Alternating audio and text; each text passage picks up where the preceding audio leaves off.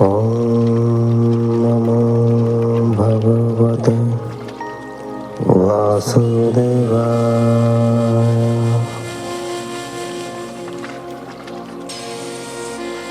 ॐ नमो भगवते वासुदेवाय।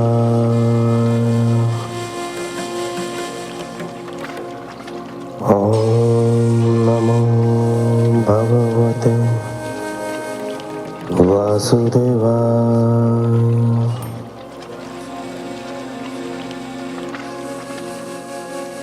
आप सुन रहे हैं हिंदू रिचुअल्स, हिंदू रीति रिवाज द्वारा प्रसारित श्रीमद् भागवत महापुराण।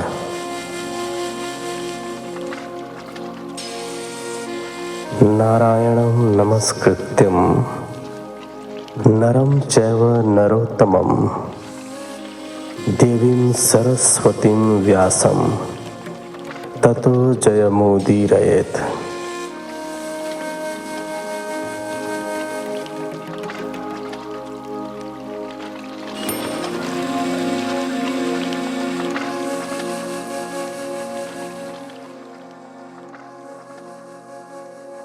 नवम स्कंध के इस एपिसोड में आप सुनेंगे अध्याय 21 और अध्याय 22। तो चलिए कथा प्रारंभ करते हैं 21वें अध्याय से।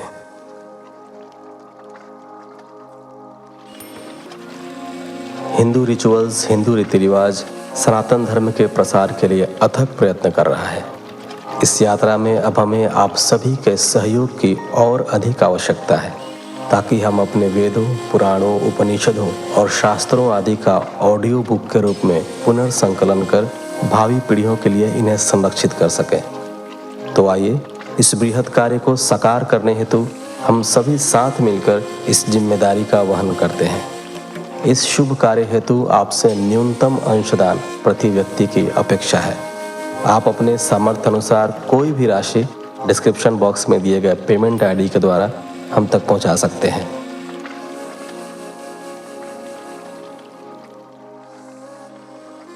इक्कीसवां अध्याय। भरत वंश का वर्णन और राजा रंती देव की कथा। श्री शुकदेव जी ने कहा, परीक्षित, भरद्वाज का पुत्र मन्यु था। मन्यु के 5 पुत्र हुए, बृहत्क्षत्र, जय, महावीर्य, नर और गर्ग। नर का पुत्र था संकृति और संकृति के 2 पुत्र गुरु और रंती देव थे। राजन, रंती देव धार्मिक और निर्मल स्वभाव के व्यक्ति थे। उनका यश लोक परलोक सभी में गाया जाता है। रंती देव को जो कुछ भी बिना उद्योग के प्राप्त हो जाता था, वे उसी पर संतोष कर लेते थे। वे अत्यंत निर्धन थे, किंतु कभी किसी से कुछ मांगते नहीं थे और द्वार पर आए किसी प्राणी को निराश नहीं करते थे। उनके पास जो कुछ भी देने के लिए होता था, उसे वे निसंकोच दे दिया करते थे। उन्हें स्वयं भूखा रहना पसंद था, किंतु सामने आए व्यक्ति को भूखा रखना उन्हें कतई पसंद नहीं था। अपने इसी निष्प्रिय भाव से वे अपना जीवन यापन करते थे। एक बार तो लगभग 48 दिन तक उन्हें कुछ खाने को नहीं मिला। वे धैर्य के साथ अपना समय काटते रहे। 49वें दिन प्रातःकाल उन्हें कोई दयावान घी, दूध, खीर, हलवा, पूरी और जल दे गया। उनका परिवार घोर संकट में था। भूख और प्यास के मारे उनके शरीर कांप रहे थे, परंतु ज्यों ही वे भोजन करने के लिए बैठे, त्यों ही एक ब्राह्मण अतिथि के रूप में उनके द्वार पर आ गया। रंतिदेव तो सभी प्राणियों में भगवान के दर्शन करते थे। उन्होंने बड़ी श्रद्धा से ब्राह्मण को उसी अन्न में से भोजन कराया। ब्राह्मण देवता भोजन करके उन्हें आशीर्वाद देकर चले गए। राजन, जब बचे हुए अन्न को वे खाने बैठे, तभी वहां एक शूद्र अतिथि आ गया। रंतिदेव ने उस बचे हुए अन्न में से कुछ भाग शूद्र रूप में आए अतिथि को खिला दिया। वह भी उन्हें दुआएं देता हुआ चला गया। उसके जाते ही कुत्तों के लिए एक अतिथि आया और बोला, राजन, मैं और मेरे ये कुत्ते बहुत भूखे हैं। आपके पास कुछ खाने को हो तो हमें दीजिए। रंतिदेव ने बड़े आदर भाव से जो कुछ शेष बचा था उसे दे दिया। अब केवल जल ही उनके पास बचा था। वह भी केवल एक मनुष्य के लायक था। उन्होंने उसे परिवार में बांट दिया और पीना चाहा। तभी एक चांडाल वहां आ गया। उसने अत्यंत करुणा भरी वाणी में कहा, भगवान, मैं अत्यंत नीच हूँ। मैं कई दिनों का प्यासा हूँ। कृपया मुझे थोड़ा जल पिला दीजिए। उसकी बात सुनकर रंतिदेव करुणा से आर्द्र हो उठे। उन्होंने वह जल उस चांडाल को पिला दिया। वे उससे बोले, भाई, मुझे कोई रिद्धि सिद्धि नहीं चाहिए।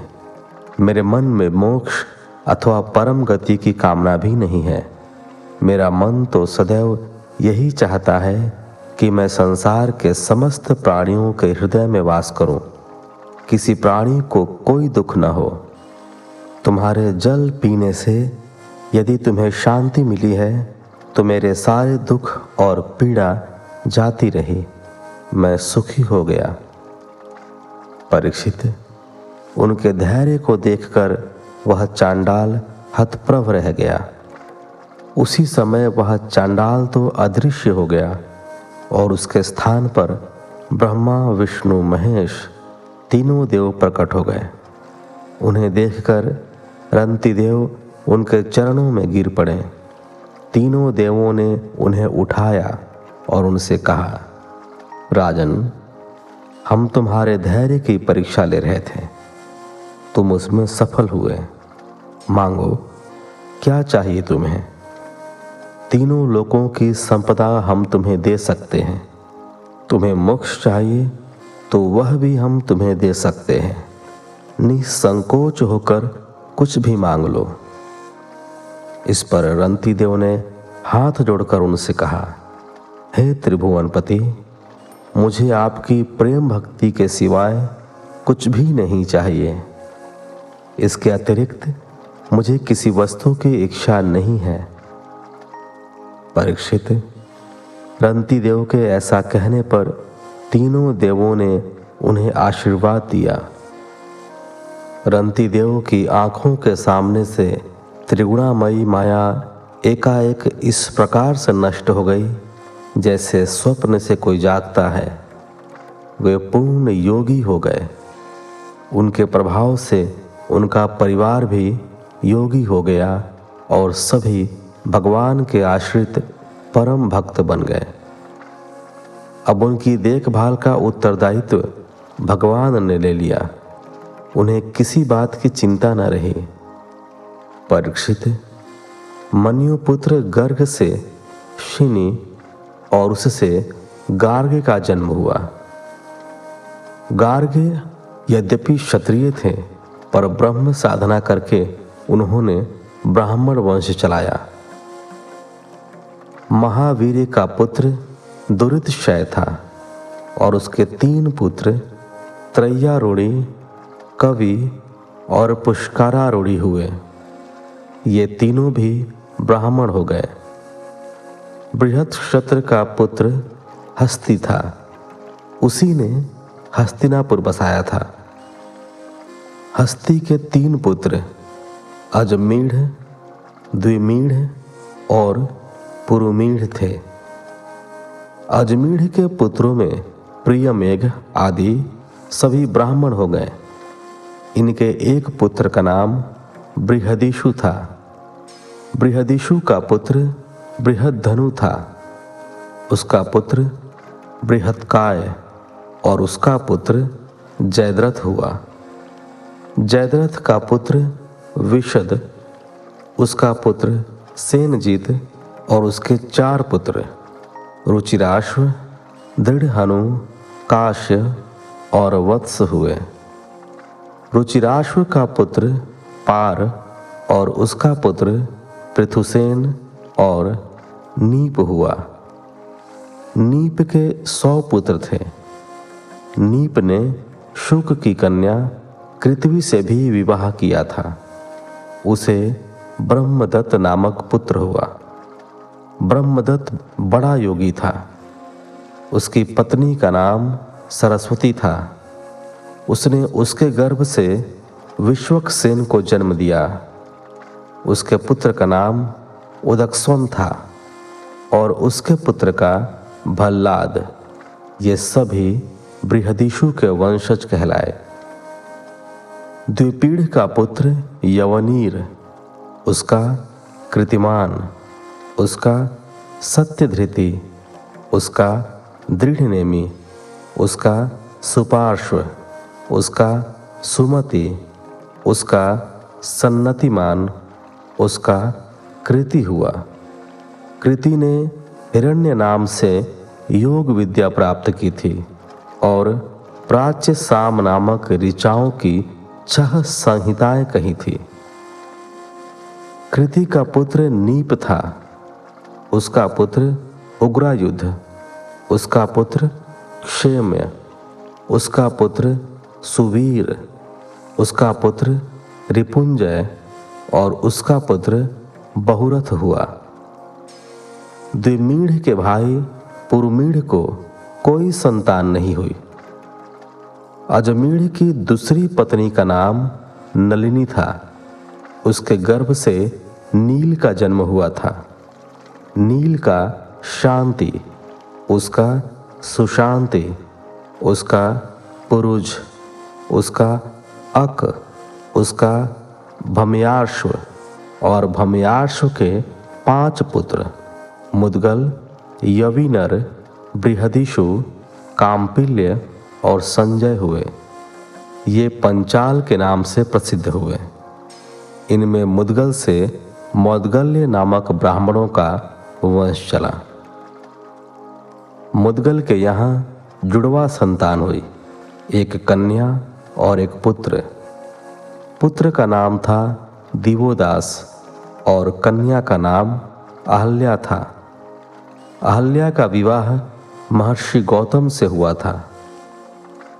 गौतम के पुत्र शतानंद थे। उसका पुत्र सत्यधृति धनुर्विद्या में अत्यंत निपुण था। उसका पुत्र शार्दवान था। एक दिन अप्सरा उर्वशी को देखकर शार्दवान का वीर्य मूंज की एक झाड़ी पर गिर पड़ा। उससे शुभ लक्षणों वाला एक पुत्र कृपाचार्य हुआ और पुत्री का नाम कृपि हुआ। कृपि बाद में द्रोणाचार्य की पत्नी बनी, जिसने अश्वत्थामा को जन्म दिया।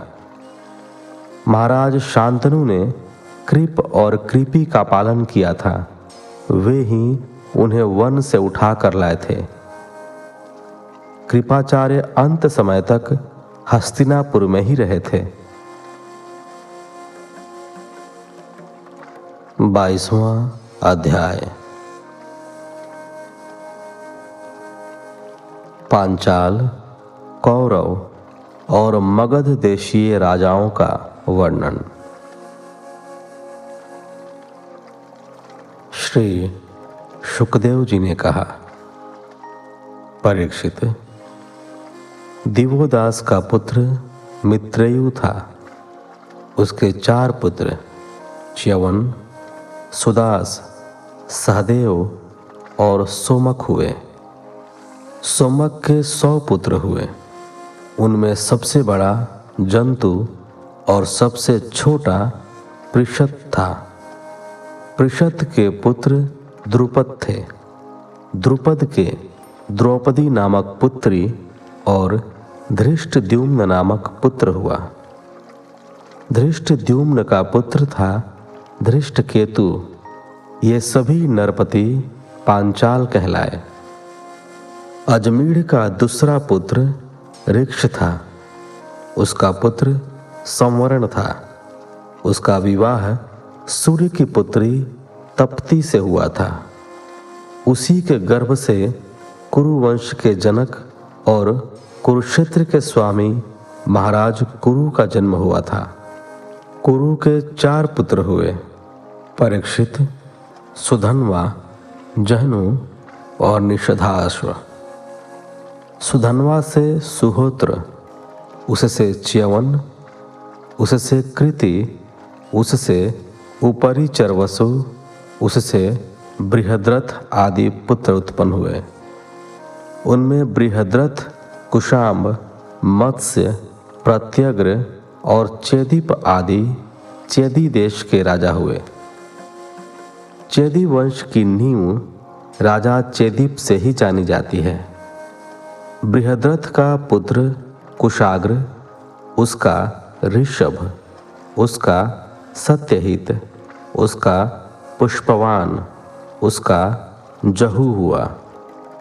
बृहद्रथ की दूसरी पत्नी के गर्भ से एक ही शरीर के 2 टुकड़े पैदा हुए। उन्हें उसकी माता ने महल से बाहर फिकवा दिया। तब जरा नाम की एक राक्षसी ने उन दोनों टुकड़ों को आपस में जोड़कर कहा, जियो पुत्र। ऐसा कहते ही वह बालक जीवित हो उठा। तभी से उसका नाम जरासंध पड़ गया। वह मगध का सम्राट बना। जरासंध का पुत्र सहदेव और उसका पुत्र सुमापी और उसका पुत्र श्रुतश्रवा हुआ। राजन, कुरु के ज्येष्ठ पुत्र परीक्षित के कोई संतान नहीं हुई। जहन्नु का पुत्र सुरथ था और उसका पुत्र विदुरथ, उसका पुत्र सार्वभौम, उसका पुत्र जयसेन, उसका पुत्र राधिक, उसका पुत्र अयुत, उसका पुत्र क्रोधन, उसका पुत्र देवातिथि, उसका पुत्र ऋष्य, उसका पुत्र दिलीप, उसका पुत्र प्रतीप और उसके 3 पुत्र देवापी, शांतनु और बहालिक हुए। देवापी अपना पैतृक राज्य छोड़कर वन में चला गया, इसलिए उसके छोटे भाई शांतनु का राज्याभिषेक किया गया। पूर्व जन्म में शांतनु का नाम महाभीष था। इस जन्म में वे जिस व्यक्ति का स्पर्श कर देते थे वह युवा हो जाता था और उसे परम शांति प्राप्त हो जाती थी। इसी कारण उन्हें शांतनु कहा जाता था।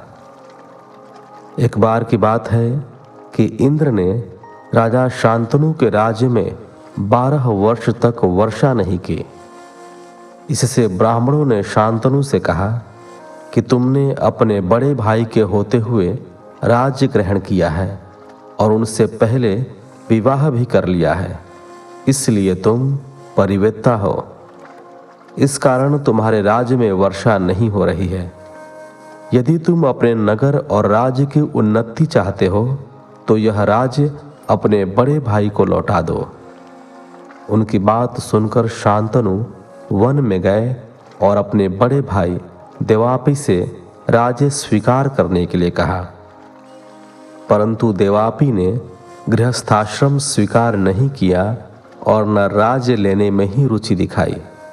उन्होंने कहा कि मैंने अपनी इच्छा से वन्य जीवन स्वीकार किया है, राज्य और गृहस्थी में मेरा मन नहीं रमता। उनके ऐसा कहने पर राज्य में खूब वर्षा हुई। देवापी इस समय भी कलाप ग्राम में योग साधना में लीन है। जब कलयुग में चंद्रवंश नष्ट हो जाएगा तब वे सतयुग के प्रारंभ में फिर से अपने वंश की स्थापना करेंगे। राजन, शांतनु के छोटे भाई बाहलिक का पुत्र सोमदत्त हुआ। सोमदत्त के 3 पुत्र भूरि, भूरिश्रवा और शल हुए। शांतनु ने दाश राज की कन्या सत्यवती से विवाह करने से पूर्व गंगा से विवाह किया था। उससे उन्हें अखंड ब्रह्मचारी भीष्म यानी देवव्रत की प्राप्ति हुई थी। भीष्म समस्त धर्मज्ञों के सिरमौर भगवान श्री कृष्ण के परम भक्त और परम ज्ञानी थे। वे संसार के समस्त वीरों में अग्रणी नेता थे। उन्होंने भगवान परशुराम को भी युद्ध में शांत कर दिया था। शांतनु ने दाश राज की कन्या सत्यवती से 2 पुत्र चित्रांगद और विचित्र वीर्य को प्राप्त किया था, परंतु चित्रांगद को उसी के नामधारी एक गंधर्व ने युद्ध में पराजित करके मार डाला था। इसी दाशराज की कन्या सत्यवती से उसके कौमार्य काल में पराशर ऋषि ने मेरे पिता श्री कृष्ण द्वैपायन व्यास जी को जन्म दिया था। उन्होंने वेदों का सार तत्व लेकर महान पुराणों की रचना की। परीक्षित, मैंने उन्हीं से इस श्रीमद् भागवत पुराण का पूर्ण रूप से अध्ययन किया था। यह पुराण वास्तव में अत्यंत गोपनीय और रहस्यमय है। उन्होंने मुझे ही इसका योग्य अधिकारी मानकर अध्ययन कराया था। राजन, शांतनु के दूसरे पुत्र विचित्र वीर्य ने काशीराज की कन्या अंबिका और अंबालिका से विवाह किया था। भीष्म जी उन दोनों को स्वयंवर से हरण करके लाए थे।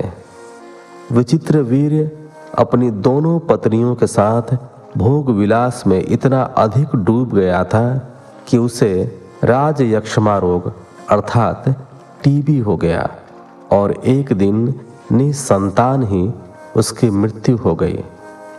तब माता सत्यवती के कहने पर मेरे पिता व्यास जी ने अपने भाई की स्त्रियों अंबिका से धृतराष्ट्र और अंबालिका से पांडु 2 पुत्र उत्पन्न किए। उनकी दासी से उन्होंने तीसरा पुत्र विदुर पैदा किया। विदुर जी में मेरे पिता के समान सभी प्रधान गुण विद्यमान थे। वे महात्मा की श्रेणी में जाने गए। परीक्षित, धृतराष्ट्र जन्मांध थे। उनकी पत्नी गांधारी थी। उससे 100 पुत्र हुए। उनमें सबसे बड़ा दुर्योधन था। उनकी एक कन्या दुःशला भी थी। इसके अलावा एक वैश्य की पत्नी के गर्भ से उन्होंने युयुत्सु नामक पुत्र उत्पन्न किया था। ये सभी कौरव कहलाए। पांडु की पत्नी का नाम कुंती था। किंतय ऋषि के शापवश पांडु अपनी स्त्री के साथ सहवास नहीं कर सकते थे। वे सहवास करते तो तत्काल उनकी मृत्यु हो जाती।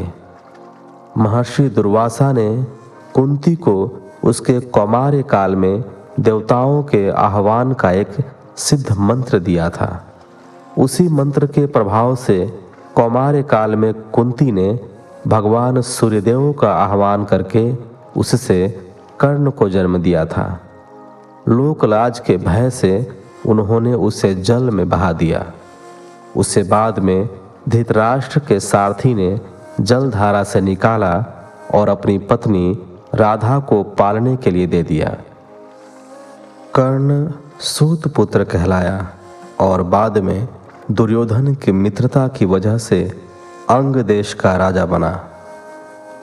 राजन, कुंती ने धर्मराज का आह्वान करके उनसे युधिष्ठिर को, वायुदेव का आह्वान करके भीम को और इंद्र का आह्वान करके अर्जुन को जन्म दिया। महाराज पांडु की दूसरी पत्नी का नाम माद्री था। उसने कुंती के कहने पर अश्विनी कुमारों का आह्वान किया और उनसे उसे नकुल और सहदेव प्राप्त हुए। ये पांचों भाई पांडव कहलाए। ये सभी बड़े धनुर्धारी थे और तुम्हारे पितामह थे। राजन, युधिष्ठिर के पुत्र का नाम प्रतिविंध्य था। भीमसेन के पुत्र का नाम श्रुतसेन था। भीम का उसकी असुर पत्नी हिडिंबा से घटोत्कच नाम का भी एक पुत्र था। अर्जुन का पुत्र श्रुतकीर्ति, नकुल का शतानीक और सहदेव का श्रुतकर्मा था। ये सभी द्रौपदी के द्वारा उत्पन्न पुत्र थे। इसके अतिरिक्त युधिष्ठिर की पौरवी नामक पत्नी से देवक नाम का पुत्र भी था। भीमसेन की तीसरी पत्नी काली से सर्वगत नाम का एक पुत्र और था। अर्जुन का श्री कृष्ण और बलदेव जी की बहन सुभद्रा से अभिमन्यु अर्थात तुम्हारे पिता का जन्म हुआ था। अर्जुन ने नागकन्या उलूपी से इरावान और मणिपुर की राजकुमारी के गर्भ से बभ्रुवाहन को जन्म दिया था। उसे उसके नाना ने ही पाला था, इसलिए वह उन्हीं का पुत्र कहलाया।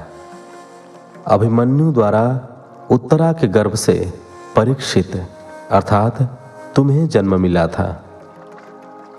सहदेव ने पर्वत कुमारी विजया से सुहोत्र को और नकुल ने करेणमती से निर्मित्र को जन्म दिया था।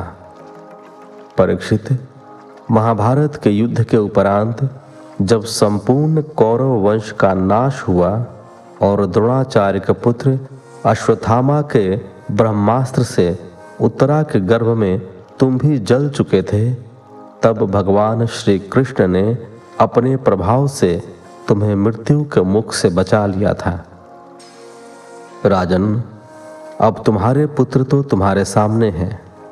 जन्मेजय, श्रुतसेन, भीमसेन और उग्रसेन, ये सब के सब अपने पिता और पितामह के समान बड़े पराक्रमी हैं। जब तक्षक के काटने से तुम्हारी मृत्यु हो जाएगी, तब इस बात से तुम्हारा पुत्र जन्मेजय बहुत क्रोधित होगा और नाग यज्ञ करके नागों को हवन में भस्म करेगा। कावशेयतुर को यह पुरोहित बनाकर अश्वमेध यज्ञ करेगा और सारी पृथ्वी पर विजय प्राप्त करके यज्ञों द्वारा भगवान वासुदेव की आराधना करेगा। राजन, जन्मेजय का पुत्र होगा शतानीक, जो याज्ञवल्क्य के ऋषि से तीनों वेद और कर्मकांड की तथा कृपाचार्य से अस्त्र विद्या की शिक्षा प्राप्त करेगा। इसके अलावा शौनक आदि ऋषियों से आत्मज्ञान प्राप्त करके परमात्मा के परम धाम को प्राप्त होगा। राजन, शतानीक का पुत्र सहस्त्रानीक होगा और उसका अश्वमेधज्ञ, उसका असीम कृष्ण और उसका नेमी चक्र होगा। जब हस्तिनापुर गंगा जी में बह जाएगा, तब वह कौशाम्बीपुरी में सुखपूर्वक निवास करेगा। नेमी चक्र का पुत्र होगा चित्ररथ, उसका कविरथ, उसका वृष्टिमान, उसका सुषेण, उसका सुनित, उसका नृचक्षु, उसका सुखिनल, उसका परिप्लव, उसका सुनय, उसका मेधावी, उसका नृपंजय, उसका दुर्व और उसका तिमी होगा। तिमी से बृहद्रथ, उससे सुदास, उससे शतानीक, उससे दुर्दमन, उससे वहीनर, उससे दंडपाणि, उससे नीमी और उससे क्षेमक का जन्म होगा। राजन, मैंने तुम्हें ब्राह्मण और क्षत्रिय दोनों के वंशों का वर्णन सुनाया। बड़े बड़े ऋषि और देवगण भी इस सोमवंशीय परंपरा का सत्कार करते हैं और उनकी प्रशंसा में गीत गाते हैं। यह वंश राजा शेमक के साथ ही नष्ट हो जाएगा। अब तुम भविष्य में होने वाले मगध देश के राजाओं के बारे में भी सुनो। जरासंध के पुत्र सहदेव का पुत्र मार्जारी, श्रुतश्रवा, उससे आयुतायु, उससे निर्मित्र, उससे सुनक्षत्र, उससे बृहत्सेन, उससे कर्मजीत, उससे श्रितंजय, उससे विप्र, उससे शुचि, उससे क्षेम, उससे सूरत, उससे धर्मसूत्र, उससे शम, उससे द्युमत्सेन, उससे सुमति, उससे सुबल, उससे सुनीत, उससे सत्यजीत, उससे विश्वजीत और उससे रिपुंजय नाम का पुत्र होगा। ये सभी बृहद्रथ वंश के राजा होंगे। इनका शासन काल 1000 वर्ष के भीतर समाप्त हो जाएगा।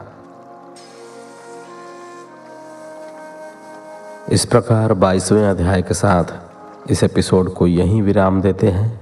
मिलते हैं आपसे अगले एपिसोड में। तब तक के लिए धन्यवाद। जय श्री हरि।